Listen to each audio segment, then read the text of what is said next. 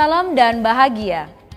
Pada video sebelumnya, Ibu Bapak Guru telah bersama-sama mempelajari mengembangkan tema proyek penguatan profil pelajar Pancasila.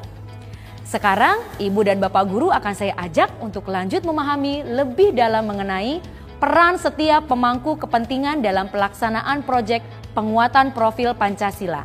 Ada sebuah peribahasa yang sering kita dengar. Berat sama dipikul, ringan sama dijinjing. Kira-kira apa ya kaitan peribahasa itu dengan pelaksanaan proyek penguatan profil Pancasila yang harus dilaksanakan di sekolah? Kalau kita pahami dengan lebih mendalam, arti peribahasa tadi adalah gotong royong. Tentu saja kita tahu bahwa gotong royong sendiri merupakan semangat kita, bangsa Indonesia yang sudah lama kita kenal dan yakini bersama. Gotong royong juga merupakan salah satu dimensi profil pelajar Pancasila. Oleh karenanya, dalam proses perencanaan dan pelaksanaan proyek penguatan profil Pancasila, guru dan kepala sekolah diharapkan dapat melibatkan banyak pihak secara sinergis dan kolaboratif. Dengan demikian, nilai dari dimensi gotong royong dapat tertanam pada diri setiap pemangku kepentingan sesuai dengan profil pelajar Pancasila. Untuk menjalankan itu semua, satuan pendidikan perlu memiliki ekosistem yang berpikiran terbuka, senang mempelajari hal baru dan kolaboratif. Pembelajaran berbasis proyek akan terlaksana secara optimal apabila berbagai pihak dalam satuan pendidikan sebagai komponen utama pembelajaran dapat saling mengoptimalkan perannya. Mulai dari kepala satuan pendidikan, pendidik, murid, pengawas, dinas provinsi dan kabupaten kota, komite, serta masyarakat selaku orang tua atau mitra.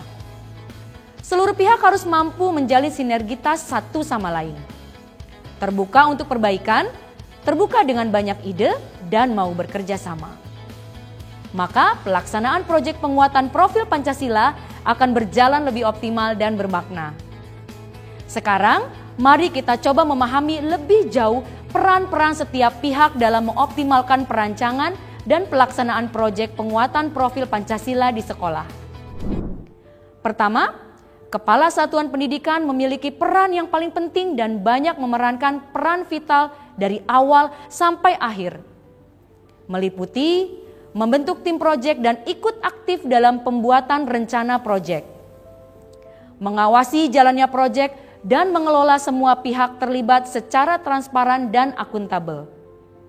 Terutamanya adalah mengawasi pendidik atau guru. Membangun komunikasi yang kolaboratif antara seluruh pemangku kepentingan.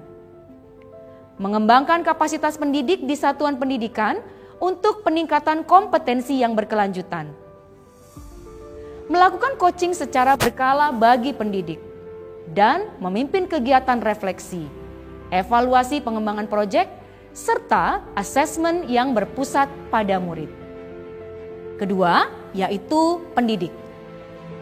Peran pendidik tentu tidak kalah penting dari kepala satuan pendidikan atau kepala sekolah. Pendidik bertanggung jawab dari mulai perencanaan proyek hingga pelaksanaannya. Seperti alur kegiatan, strategi pelaksanaan, dan penilaian proyek. Meskipun pendidik adalah penanggung jawab dari pelaksanaan kegiatan proyek, tetapi harus diperhatikan perannya adalah sebagai fasilitator. Guru tidak mengatur segalanya. Sebagai guru, kita memfasilitasi murid dalam menjalankan proyek sesuai dengan minatnya. Tentunya dengan melibatkan murid untuk menentukan cara belajar dan produk belajar yang sesuai dengan preferensi murid sendiri. Lebih lanjut, sebagai guru, kita juga bertugas membimbing murid dalam pelaksanaan proyek. Kita dapat menyediakan informasi, pengetahuan, dan keterampilan yang dibutuhkan murid dalam melaksanakan proyeknya. Sehingga kita dapat mengarahkan murid agar mampu mencapai tujuan proyek dengan optimal. Berikanlah feedback atau umpan balik yang konstruktif dari mulai penentuan isu sampai pada perencanaan aksi yang berkelanjutan. Bagaimana dengan penilaian proyek? Kita dapat berperan sebagai pelaku asesmen. Meskipun murid juga dapat dilibatkan dalam penilaian performa proyek. Ketiga, yaitu murid. Sebagai pembelajar sepanjang hayat, sesuai dengan tujuan profil pelajar Pancasila, murid berperan untuk berpartisipasi secara aktif dalam proses pembelajaran sesuai minat, kebutuhan, dan kemampuan yang dimiliki. Selanjutnya yaitu peran dinas provinsi atau kabupaten kota. Sebagai otoritas daerah, dukungan yang dapat diberikan adalah sebagai berikut. Memastikan satuan pendidikan memiliki sumber daya atau sarana dan prasarana yang cukup memadai dalam pelaksanaan pembelajaran paradigma baru, khususnya proyek penguatan profil pelajar Pancasila. Dukungan juga diberikan untuk meningkatkan kapasitas guru dan tenaga kependidikan sesuai kebutuhan dan secara berkelanjutan. Sebagai pemegang otoritas daerah, peran dinas provinsi, kabupaten, atau kota juga penting untuk memastikan dan mengawasi keterlibatan antara pemangku kepentingan agar kegiatan proyek didukung oleh seluruh pihak dan dapat berjalan dengan optimal. Selain dinas provinsi, kabupaten, atau kota, demikian halnya dengan pengawas, juga mempunyai peran yang mirip, yaitu terutamanya dalam hal pengawasan. Pengawas melakukan pengawasan apakah proyek sudah berjalan sesuai dengan yang diharapkan. Pengawas juga dapat memberikan pendampingan dan pembinaan, memberikan informasi terbaru berkaitan dengan kebijakan pendidikan. Kebijakan ini terutama yang berhubungan dengan kurikulum dan proyek penguatan profil pelajar Pancasila.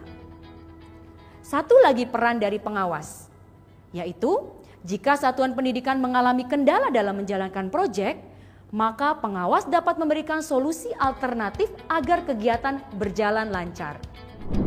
Ada dua pemangku kepentingan terakhir, yang perannya juga tidak kalah penting. Ada Komite Satuan Pendidikan yang juga berperan untuk memberikan pengawasan dan dukungan terkait pelaksanaan proyek, dan yang terakhir adalah masyarakat, termasuk orang tua dan mitra. Masyarakat adalah sumber belajar yang bermakna bagi murid untuk membantu mengidentifikasi isu atau masalah yang muncul. Tentunya melalui masyarakat juga murid dapat mendapatkan informasi atau bukti-bukti sebagai pemecahan masalah yang muncul saat pelaksanaan proyek. Adapun di antara dinas pendidikan provinsi, kabupaten, atau kota dengan pengawas dan komite atau orang tua sama-sama memiliki tugas pengawasan terhadap pelaksanaan proyek. Akan tetapi, cakupan pengawasannya berbeda. Dinas pendidikan provinsi, kabupaten, atau kota dan pengawas mengawasi peran langsung kepala sekolah dan guru sebagai penanggung jawab proyek. Sedangkan komite dan masyarakat atau orang tua dan mitra mengawasi pelaksanaan proyek pada anak selama di rumah. Dengan begitu, pelaksanaan proyek menjadi lebih komprehensif karena semua pihak dilibatkan untuk memonitor dan mengawasi jalannya proyek.